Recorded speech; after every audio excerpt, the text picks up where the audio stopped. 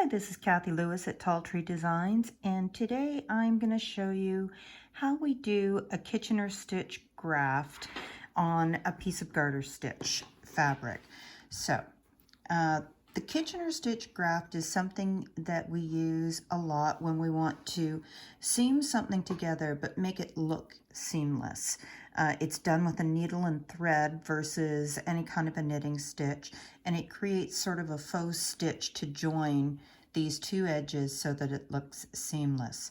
So we use this a lot. If you can imagine this a lot longer and a little wider, this might be a cowl that we would provisionally cast on some stitches, knit the whole length of the cowl, and then at the end put those provisional stitches back on a needle and join them together to form a loop with no visible seam.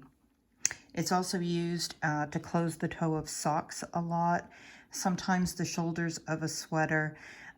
There's a few steps, but it's well worth knowing how to do it because it does create a really nice professional finish. So, garter stitch is knit one row, knit the other row. You're knitting on every row, and it forms this sort of a fabric like this.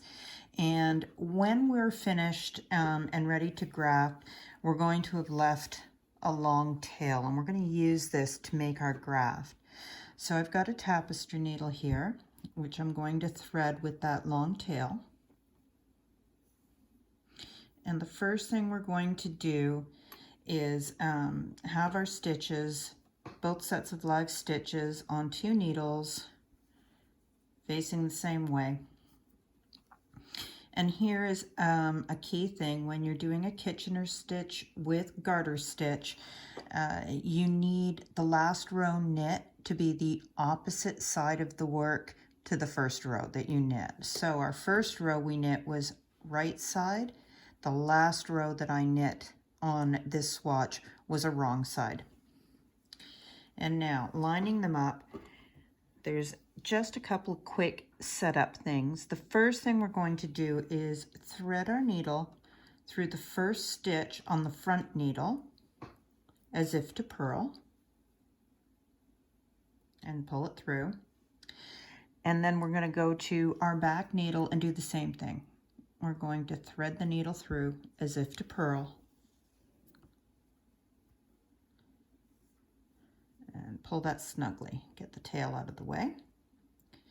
Those were our two setup things. Now, the next 4 steps you're going to repeat until the end of the row. So, we take our tapestry needle through the first stitch as if to knit and lift that stitch off the needle, pull the yarn through. And now we go through the second stitch on the front needle as if to purl and leave that stitch on. We're going to go to the back needle now and repeat that.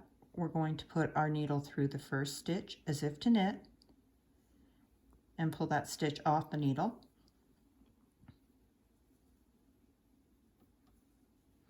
And then we're going to thread the needle through the second stitch as if to purl and leave that stitch on the needle. So you're always going knitwise through the first stitch and pulling it off, purlwise through the second and leaving it on. Knitwise, pull it off, purlwise, leave it on. Knitwise, pull it off, purlwise, leave it on. And we're going to repeat this down our whole length of fabric. And I'm pulling it snugly, but not too snugly. I don't want to create gathers.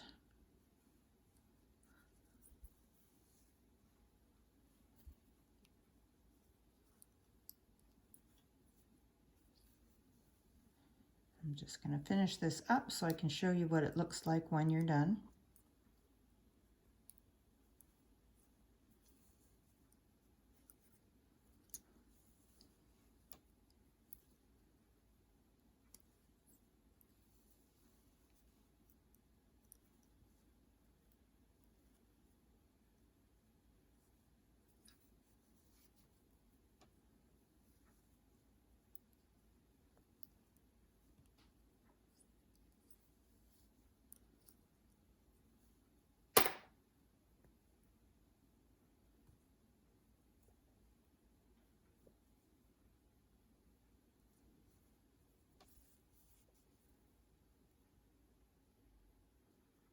You know, my last stitch fell off the needle. I'll just grab that there.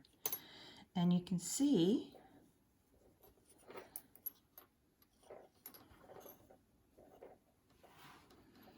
how that joins together and sort of creates faux stitches, and it's virtually invisible. And that is how you do Kitchener stitch when you've got a garter stitch piece of fabric.